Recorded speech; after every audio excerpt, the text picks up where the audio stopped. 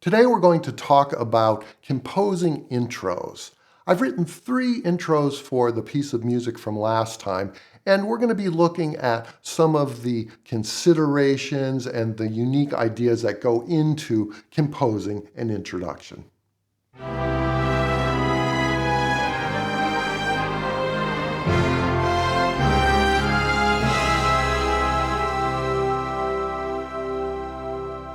Let's look at the first introduction. I'm going to go back to the piano sketch because that's really how this introduction came to be. I've orchestrated all 3 of the introductions and we'll listen to that, but we're going to start with the piano sketch. The way this started was that I was on a Zoom call with a really good composer friend of mine, and we were talking about introductions, and I was telling him a funny story about when I was very young as a composer. I got to go out to Hollywood with another composer friend of mine, and we got to sit in on a big session from a famous film composer. And after that session, we were in his office. He was showing us a new piece of music that he had written that was going to be recorded the next day. And it was very much a song form piece. And it was, absolutely beautiful. And at the end of it, he was kind of lamenting. He was talking about that he had to write an introduction for the piece, and he was lamenting that his students just didn't know how to do this, that it was kind of a lost art form. And my friend Rick, who was there with me, well, he was much more accomplished as a composer than me, and he sat down after just hearing the piece once, played the most unbelievably beautiful introduction, and then continued on to play the piece from memory after hearing it just once. Now, thank goodness that wasn't me who had to do that, because I was kind of shaking in my boots thinking, I think I'm one of those composers he's talking about that doesn't have a clue about how to write an introduction. So after many years of writing introductions, well, this is what we were talking about and the ways we now think about writing introductions. One of our common ideas was to use material from the piece itself for the introduction, whether it be harmonic material or melodic material or both. So he suggested taking the chords from this section right here, these 4 bars, since they started on our 1 chord and ended on our 1 chord, and use that as our introduction harmony. So I pasted that harmony here into these 4 bars, and then took portions of our existing melody to inspire this melody. So here I took the beginning of a string line that's in my sketch and placed it in the same spot over that F major 13 sharp 11 chord, and then took this shape right here over the B7 flat 5 and E7 flat 9 and placed it here, but did change the notes so it's slightly different. It's the same shape, but different notes that work over our chords. Then finally, we have this pickup leading into the start of the piece. Let's first listen to this in the piano sketch, and then we'll listen to it in the full orchestration and see how we can further make this an integral part of the full composition.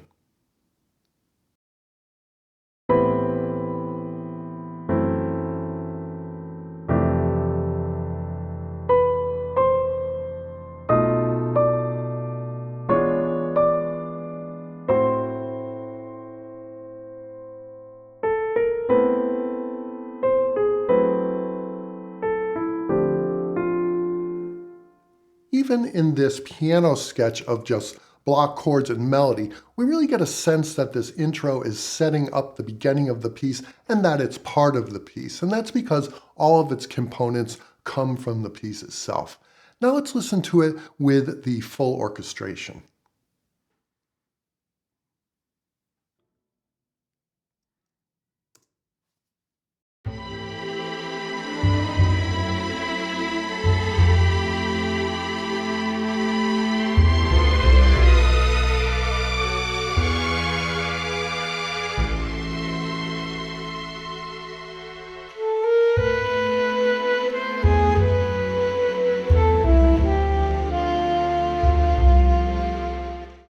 I think our introduction is working quite well here, especially orchestrated into the strings. The strings are really having their moment in the sun. For the rest of the piece, the alto sax is the lead instrument, but here the violins are taking the lead. The alto isn't playing until it comes in with these 2 pickup notes. It makes that entrance in the alto sax even more important.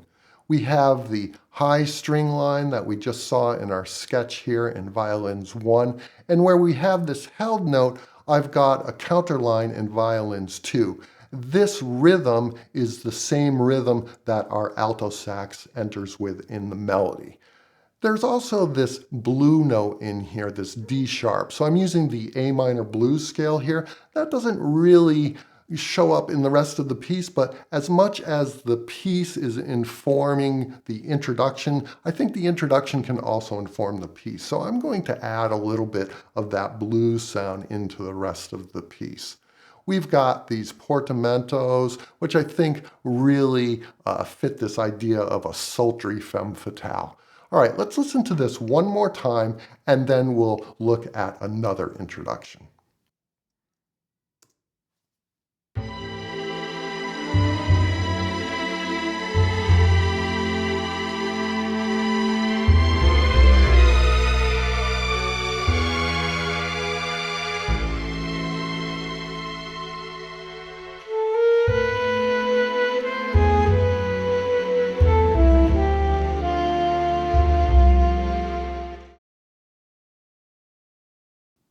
Looking at our next introduction, let's see where some of these pieces come from, especially this descending chromatic line here with the triplet. So if we go to the end of the piece, there's this figure right here in the alto sax in the melody, and it sounds like this.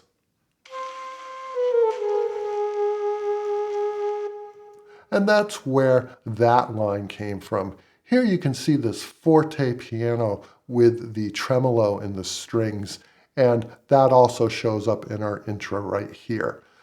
The harmonic language of this introduction started with this E9 sharp 5 flat 5. Now if we were to play a normal E9, that would be our 5 chord leading back to the 1 chord, our 5 dominant chord.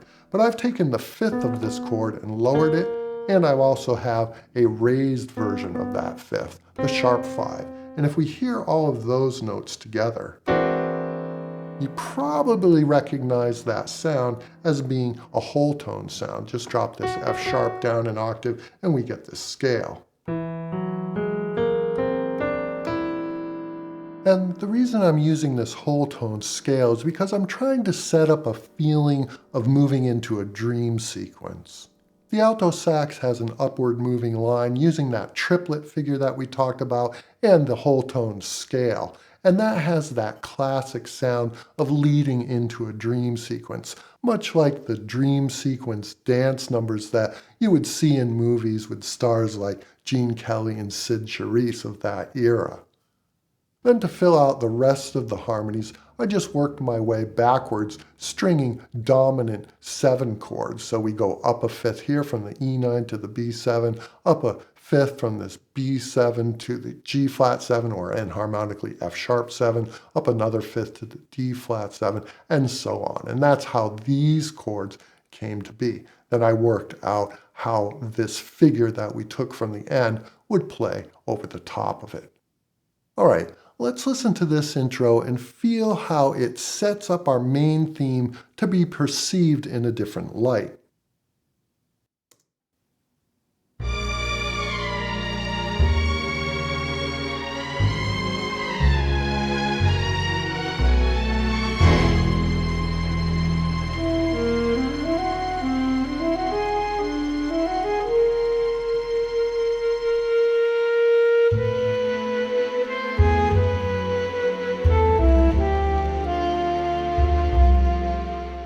You can hear that we're presenting our piece in a whole new light. It's almost like framing a picture. When you frame a picture, you pick out the frame and the mat to match the colors, and you're trying to accent certain parts of that picture. That's what's happening here. We're saying, okay, well, this isn't just this femme fatale piece, but it's part of some sort of dream sequence. And if this were a score to a movie, this kind of opening would really set that up. All right, let's listen to it one more time, and then we'll move on to the next introduction.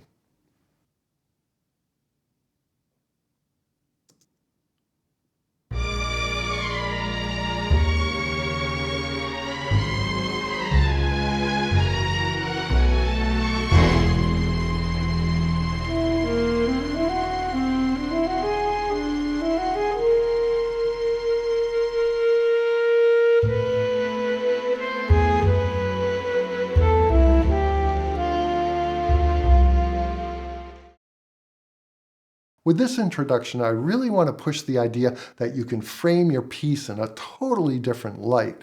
Here, I'm trying to say that this represents the big city. It's grittier, it's melodramatic. And now when we hear our femme fatale enter, we see it in a totally different way.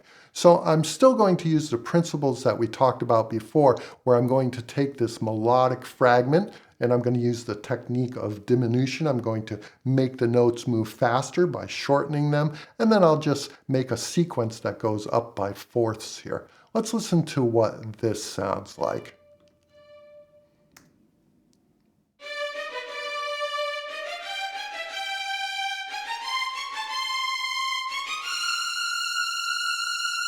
Much different sound than what we've had in the past, and we're using the full orchestra.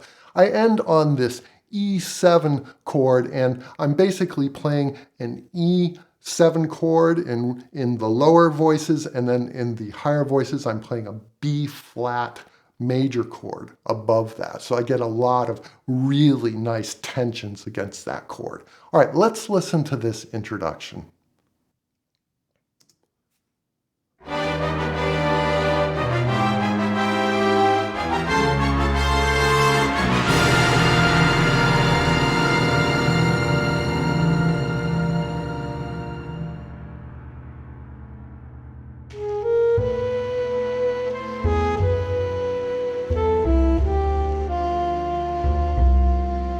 That one was a lot of fun to write. I can imagine it in one of those old noir movies with the title slashing across the screen, "To Die For," and then the camera finding its way down through the grit and grime of the city to find our femme fatale in silhouette as she walks under the street lamp, and then we see her for the first time.